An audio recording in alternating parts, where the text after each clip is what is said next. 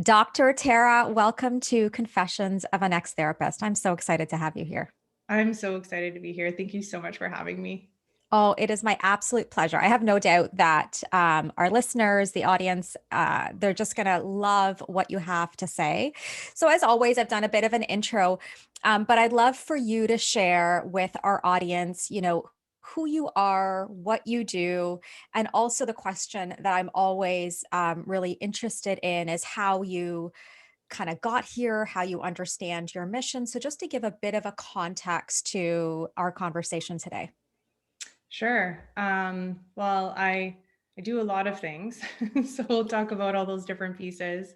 But I'm a naturopathic doctor, registered acupuncturist, CEO and clinical director of InVersa Health, which is a women's healthcare focused practice. And I also do mindset coaching for women in business specifically, so female entrepreneurs. And I have a program called Resilience Reset CEO. And there's definitely been an evolution over time of how I got to these pieces of what I'm doing today. But essentially, I went through a health crisis when I was, it started in my teens, but really hit a breaking point in my um, late teens, early 20s when I was in university.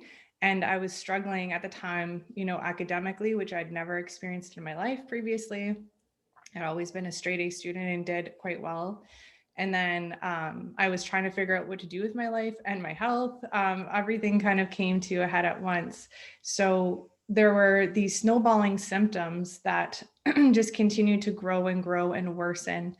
And I was looking for answers, and I had a great healthcare team surrounding me. And I had, the top specialists in the province, arguably in the country, that were supporting me in my health. And no matter what I did, it seemed like I couldn't get full resolution of my symptoms. Hmm. So I was trying to figure out, well, what do I do now? How am I going to get through, the rest of my degree, let alone the rest of my life, when I'm feeling the way that I was feeling?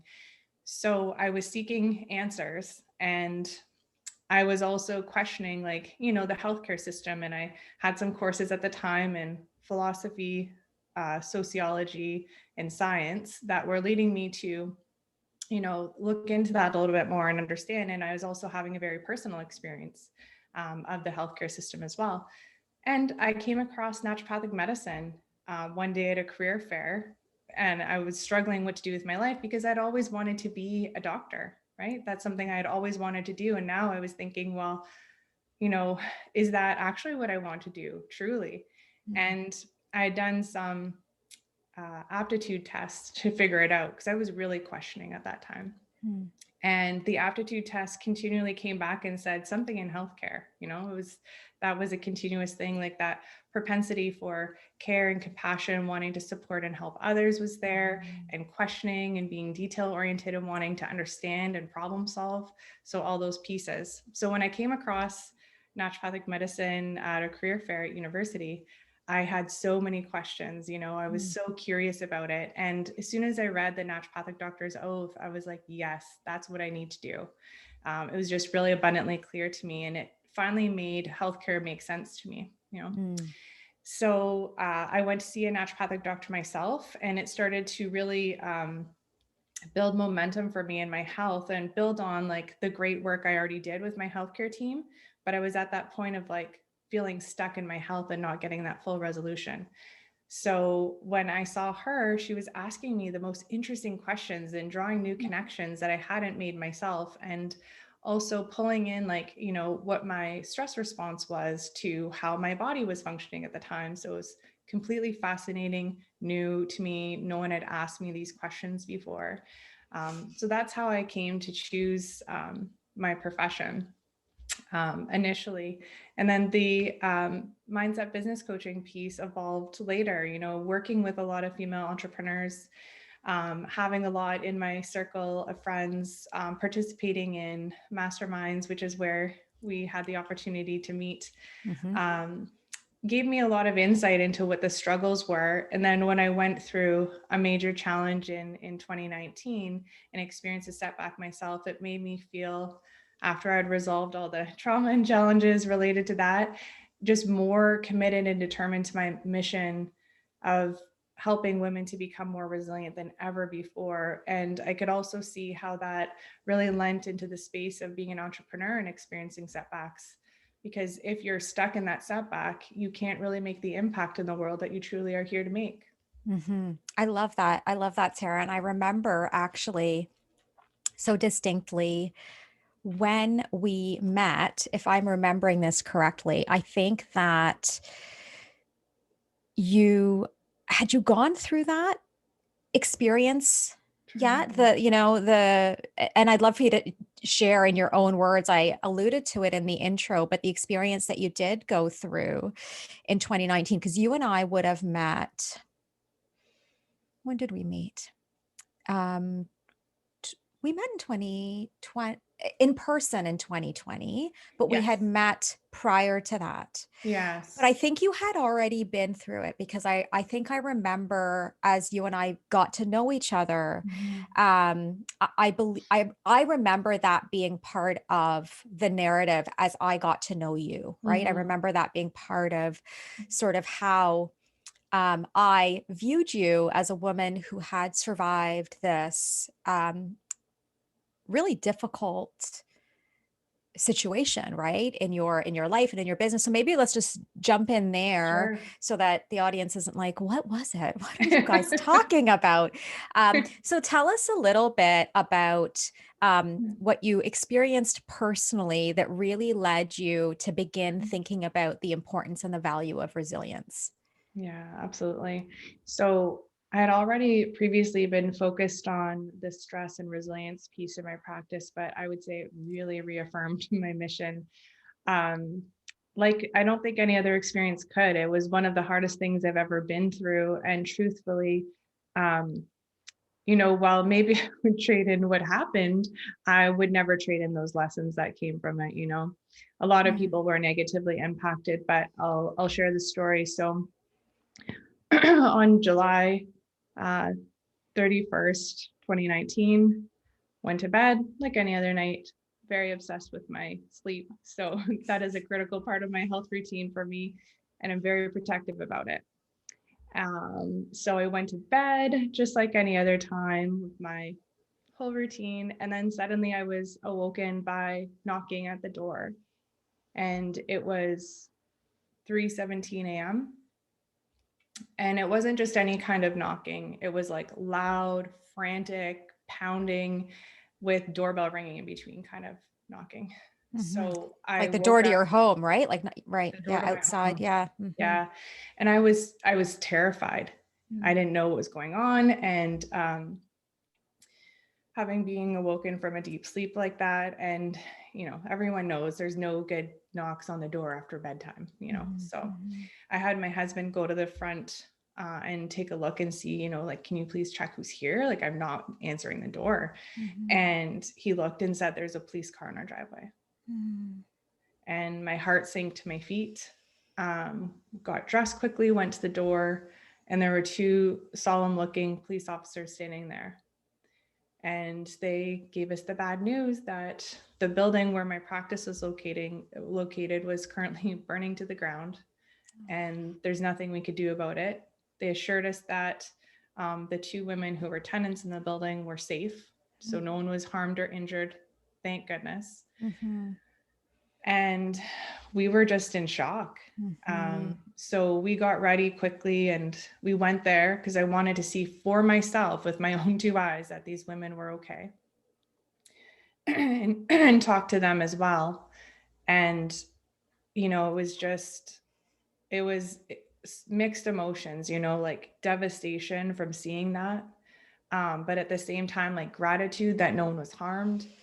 And for Mhm. the first responders that do the job that they do every day, the police that came to our door and communicated that, which is not an easy thing, no doubt, for securing the scene, the firefighters that were there, um, the paramedics in case anyone was harmed or injured. It was just, gratitude at the same time, which is so strange to think that you could experience that in that moment. But, it was a very traumatic situation. And it's something that I needed a lot of support to help with overcoming that difficulty. And I've heard trauma be described as the perfectly normal response to a completely abnormal situation, Mm-hmm. So it's a normal response, and it's something that can be overcome with the right support. But I was able to turn around setting up a new temporary clinic within 12 days and Wow. seeing, yeah, it was, and again, from support from other people, not just, not because of me or anything, Mm-hmm. because I was determined. I knew that I needed to show up to be a leader, to really step into that position and be there for my community who was asking and outreaching and checking in to see if how things were going, if I was okay. And for my patients who lost their healing sanctuary, for my family, I needed to really step up and be that leader. So I know that I needed to call in a lot of help and support in order to do that. Wow. Mm-hmm. And I'm realizing now, Sarah, as long as I've known you, I don't think I've ever heard the story in this way, like sort of, Mm-hmm. beginning to kind of, how that really unfolded. So that I absolutely, I got tears in my eyes as I was listening to you for sure.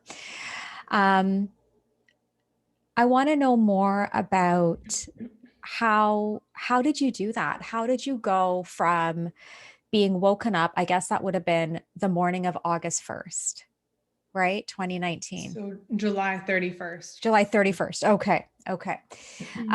So how did you go from waking up to such a feeling of devastation and trauma to turning around and lending leadership within 12 days? Like that is remarkable. Yeah. Well, first thing I did was, contacted my family and had their support. And I had so much outreach from the community, and as much pain and devastation as the fire caused. I think I cried way more tears of joy from all the outpouring of support from the community, from so-called, I always say so-called business competitors. I don't look at anyone who's in a similar line of work as competition. Mhm. Reach out to me and offer me their space, and how can I help you? And someone reached out to say, oh, can I do free printing for you? I'd like to help you get back up and running. Or it was just really amazing. Mm. And so I had my family support, had my community support, and in my shock with very little sleep, the next morning I jumped on our mastermind call, and I just said, this happened, and I'm looking for the opportunity in it. And I think Mm. it's because of all the previous preparation in my life, of all the moments of reframing difficulty and challenge and problems as an opportunity, that I was Mhm. able to so quickly within hours say, yes, this happened. Yes, it's difficult. I'm feeling these really uncomfortable emotions, but at the same time, I see that there's an opportunity here. Mhm. So I asked, for support from our group to say, how can I leverage this as an opportunity? I know there's going to be a lot of things I'm going to have to do in the next little while that aren't so fun, but where's the part that I can look at where this could make things even better yet? Okay. I love this. And I'm stuck on the word opportunity. How did you Yeah, even, like, from a mindset perspective, right? How did you even know to look for the opportunity? Because I think that's where most of us get stuck, right? Is yeah, that, how do you even know to go there from a sure. mindset perspective? I think I'll back up and share the definition of resilience, and I think that this will lead into it.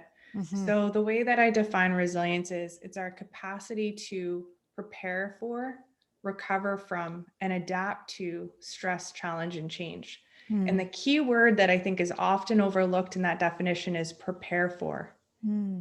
right? Because we don't always know what's coming, what kind of stress, challenge, or change is going to show up for us. So if we're continuously in the space of re-examining our mindset, of that self-awareness, of reframing, of looking for silver linings, then it comes more naturally to you in a circumstance that otherwise might crush someone. That's so Um, powerful. Yep. yeah. So Hmm. I don't think it was anything about that moment, or I think it was just practice, honestly. Right. Right. Right. It was being in that regular practice of looking for opportunities, practicing gratitude, right? Seeing setbacks as always as sort of teachers and as guides and as all, and it's so interesting because and I think this is where you and I are so aligned in terms of our thinking and the work that we do. Is I often see mindset work. I always, even though I'm not a very athletic person, I kind of have this um, like analogy of training for a sport. Mm. Right. When we train for a sport, we're not just executing on our skills the moment that we need those skills. We're not just executing on our skills during the big game, right? We don't just wait for the big game and say, okay, I'm going to execute on my skills there. It's that day, it's that constant practice. It's like practicing drills, right? Practicing whatever those skills are on a daily basis so that just as you said, Tara, like when you need them, they're there, right? It doesn't mean it's easy, but you Yeah. know that they're there and you can access them, I think, so much more easily. Yeah, it's true. And practicing a lot of different skills, asking for help, which I know is a really big challenge for a lot of women. So asking for help, and then when you ask for it, receive it, or when help is being offered, receiving it. Hmm. I think that's another important skill to practice. And I say skill because it's something you can get better at if you're not good at it right now. And I've just really learned to value community and Mm. how important it is, our connections with other people, our relationships, from our broader community. Like I heard from people I never expected to hear from, or just would have Mhm. never thought would have reached out. And it just was so heart opening. Yeah.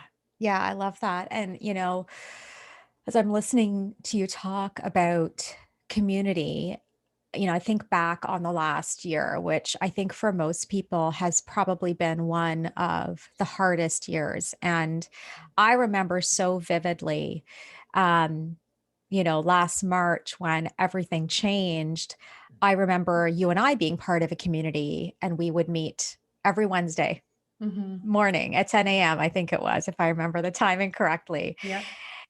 and we would meet on our Zoom calls. And I'm actually getting tears in my eyes just thinking about it. But I really think it was those moments with the community that we were both a part of that really certainly allowed me to get through those early stages of adjusting to the new reality.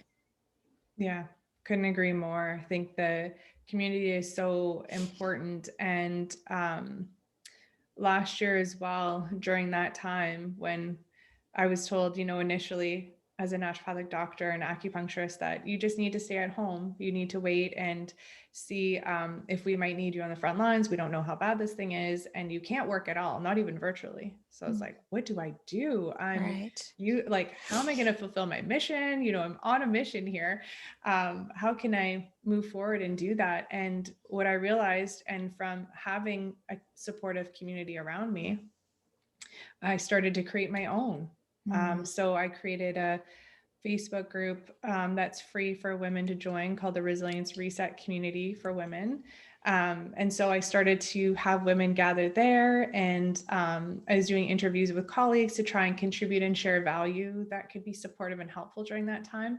Then I had an opportunity to have my own TV show. So I said Mhm. yes to that, which, had I been asked maybe a year prior, I don't know if I would have been too keen on that, because certainly being on camera and speaking, even just like this, is not something that previously came natural to me. It's something that I've really had to practice and work on my mindset around. But then it was a way of me being able to still connect to my community, and how can I support women and share. And I pulled in interviewing local women in regulated healthcare professions that are serving women in different Mm. ways to interview them. So much fun. And now we just recently were renewed for season 2. So that's going to be coming up soon. Which is amazing, amazing. And Yeah. I remember watching that unfold for you during that time and just feeling just so much joy and pride for you.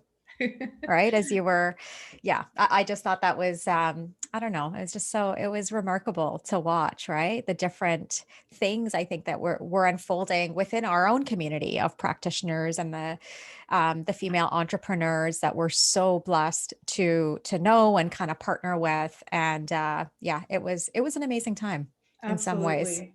And I think it comes back to how do we frame when something comes up that seems like a quote unquote problem, right? Hmm. Hmm. Like the world being shut down, certainly that's a problem. Yep. But if we can look at it instead as a challenge that we can find some opportunity for growth in, then it leads to new things, right? It means that I'm not sitting at home and upset and sitting on my hands and not being able to do anything. I just found a new way to serve. Like I just Yeah. looked at it as an opportunity. So I think it comes back to that mindset. Yeah. Can we talk about that? I did want to ask you about that. Um, I really want to know about your program. That's what I would love. And I think the audience would love to hear more about Resilience Reset CEO. Mhm. Did I get that right? Yeah. Resilience Reset CEO. Tell me about the program. Tell me what do you do inside that program? Sure. So this is specifically designed as a one-on-one coaching program with female entrepreneurs who might be experiencing setbacks, not unlike the type that I described, but it doesn't necessarily have to be something so big as a setback. It could be something small. It could be like a failed launch, Mm. or someone might be self-defining as a failed launch, or it could be going through a divorce that then impacts your business or your ability Mhm. to perform in the same way or relate to the same way in your business. It could be that you're really struggling to find your niche, and we might find at the root of that it's actually that you're afraid to put yourself out there, you know. So I think there's a lot of different ways we can look at how setback occurs in our business as women. But the mindset piece, I think, is really critical to move that forward. So while there's a lot of world-class programs out there teaching marketing skills and tactics and all the business pieces, I don't focus on those things specifically. Rather, I focus on the mindset that's holding you back from being able to perform at your highest when you've already trained in those things, you know. I've been training in business programs myself since 2010, Mhm. taking online programs. I've always just been fascinated in with marketing specifically, because it's actually, if you break down marketing, it's sort of the ability to like communicate. Mhm. That's what it Mhm. is, you know, at Mhm. its essence. And I know people have different ideas in their mind about what that might mean, but I want to help women who are struggling with setback, that have the business skills already, but just aren't able to implement them or leverage them in the same way for their success. So Mhm. we Mhm. start with a process of um, getting clear on goals and getting clear on what's holding you back, you know, because those things have to be resolved. We work on the next step being to reset, because we need to then take those things and reset and get aligned with what the actual goals are, and to clear out those limiting beliefs, decisions, emotions, self-sabotaging patterns that can keep women stuck and really perpetuate that. And then the last part is growth. So really Mm. looking towards the future, you know, once you clear out all the baggage, put that down, then you pick up something new that's light and helpful and innovative, to move you forward. And then you can really accelerate on your goals from there. And this program is something that is one-on-one coaching over 12 weeks, Mm. about 10 to 12 weeks. And then, yeah, just see people accelerate after that. You know, it's really incredible. And when I experienced some of the one-on-one coaching, you know, that now that I do, Mhm. it just felt like I lost 1,000 pounds, you know, just like Right. Yes. the weight comes Right. off your shoulders. You can release and let those things go. And new perspectives start to just open up very naturally to you. And again, you Mhm. start to be able to perceive opportunities in a new way, where before maybe you saw a wall, now it's a door.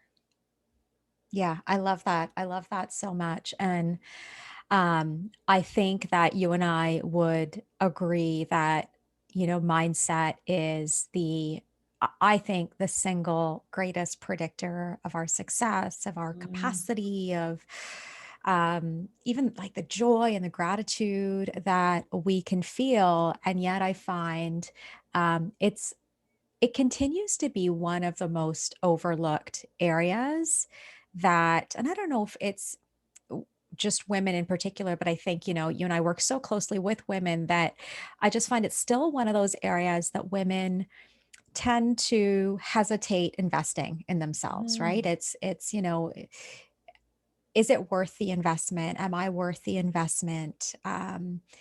It continues to be one of the, like, I've noticed that. I've certainly noticed yeah. that. It's one of those areas where we'll sort of pause and say, right? Am I going to get the ROI if I invest in something that can seem um, less concrete than some of the other things that we may invest in as Yes. entrepreneurs?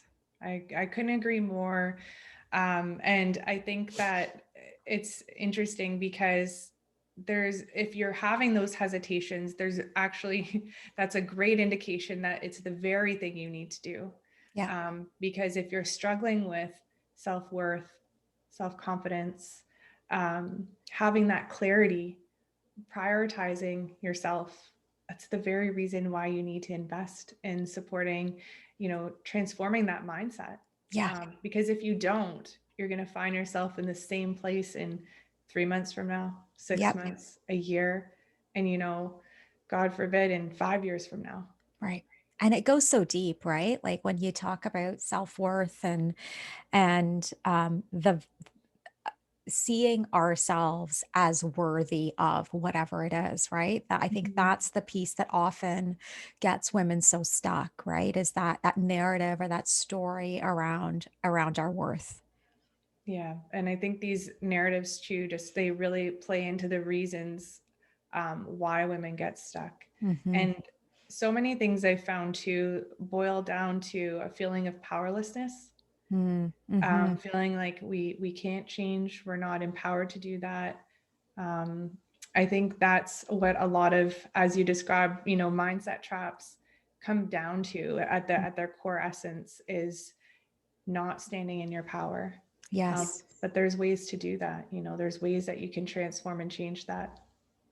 Can we talk about that for a moment before we wrap up? I'd love for you to share with the audience, what are some of the tools that you turn to? And I'd love to know, even like personally, what are some of the tools? Because I know you're someone who walks the talk. Not only are you coaching other women in terms of building their own resilience, I know for a fact that this is something that you are very invested in doing yourself on a regular basis. So I'd love to know, what are your tried and true tools, strategies, so like some of those simple things that can often be overlooked. I'd love to know what allows you, Tara, to really build your own resilience. Yeah, for sure. So I think mindfulness is huge, Mm. right? And mindfulness in every way, shape, or form you could imagine it, right? Whether it's just being aware of your surroundings, your senses, like really tuning in. That is critically important and something that I'm continuously doing all day long, coming Mm, back to being present again, right? So, right. so present moment awareness is critical. Can you, Mhm. sorry, because Yeah. I think what my clients tell me is helpful is, can you give an example? Like what's a simple way that you allow mindfulness into your day-to-day routine? Sure. Well, I'll tell you my next point that'll tie back into it, which is accessing nature all the time. And in particular, I like to move in nature. So I like to get out and walk. And I'm really paying attention to everything as I'm doing that. I'm noticing the color of the leaves, or where the tree buds are right now, and Mhm. comparing the different species and noticing that, and hearing the birds, and really tuning in. And not that I'm a bird watcher or anything, like I don't have a ton of awareness around that or knowledge yet, but I'm just continuously tuning in and like noticing different bird calls. And I'm starting to learn those things. Noticing the color of the sky and the clouds and the sun. So literally just tuning into your environment and surroundings as you are walking, as you're being in nature. So that's one way that I do that. Love it. Right. So mindfulness kind of as a moment to moment practice. And for you, just really connecting to nature. Yeah, Right. absolutely. And doing those things that are fun and that you enjoy. So Mhm. last weekend I went foraging Mm. for wild leeks, and foraging is something that I love doing. And since I moved back home just about 6 years ago now, I've been doing that regularly in different Mm. seasons. So that was another opportunity to experience mindfulness, to be in nature. I feel like I can remember who I am when I'm in nature. I could That's go so back to interesting. that. Yeah, Yeah. it takes me out of the details of like everyday life and away from technology and all of that, and just tasting like the first wild leek leaf of the season, and that experience in the sun and like the wind through the trees and the Mm. beautiful blanket of spring flowers that are in the forest at this time of year. So it's just really beautiful. And you do this, Tara, like, do you do this on a daily basis? How often would you practice mindfulness in this way?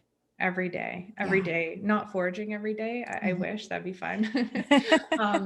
But yeah, getting out in nature. And even when I say in nature too, it could be a walk through your neighborhood, an area where there's trees, like we're somewhere where there's green space, right? Mhm. But Mhm.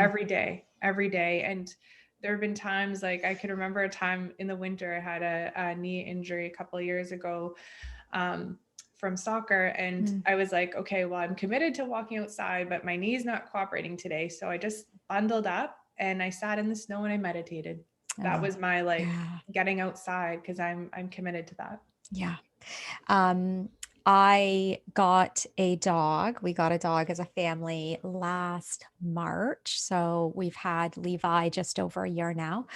And I have always been an active person, and movement has always been a part of the way that I release stress, ground myself. Like it's just something that's been an everyday part of my life for a very, very long time.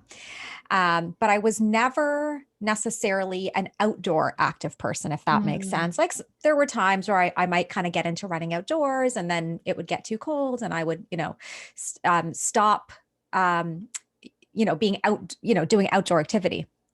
So since getting Levi, um, I'm the one that walks him because I'm the one that chooses to walk him because I absolutely love it. And I don't think I quite understood and appreciated how like deeply restorative it is to mhm, simply walk outside. mhm, Right? Like you and I know each other. I'm a very like go, go, go kind of person. I find it hard to slow down. And so Levi has helped me to slow down mhm, because he needs his walks. And I find now I crave them. Right? Like if I, for whatever reason, if we miss it in the morning, I'm like, hey, when am I going to fit it in my day? Because there's something so incredibly restorative and mhm. grounding.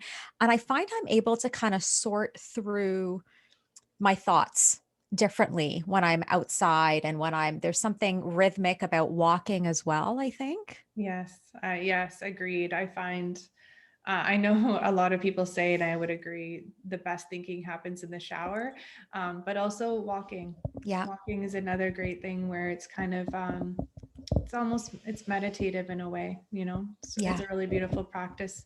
And I would say another one of my um, tried and tested ways of resetting my mindset is having sessions one-on-one with my coach too, to like Mm, really check in. So journaling out where the things were, the places that I'm getting stuck, what's coming up for me, yeah. and if it's something I'm unable to work through and reframing on my own or resetting, and I really want to install those new and helpful and supportive beliefs, then I work through it with my coach. Amazing. Amazing. Tara, I know that my audience will absolutely love this conversation. Could you please tell us where we can go and find you? I found you in all the places, but where can the audience go and find you? Where are you hanging out these days? Sure. I'm on Instagram a lot for my mindset business coaching practice for women at Resilience Reset CEO. So you can find me there. For my naturopathic practice, I see clients across Ontario. It's at Dr. Tara Guzzo, ND. So you can find me there on Instagram. And once you find me in one of those two places, you could pretty much find me anywhere else. It'll link up to all the places. Amazing. Dr. Tara, thank you so much. Thank you so much for having me. It's truly been my pleasure.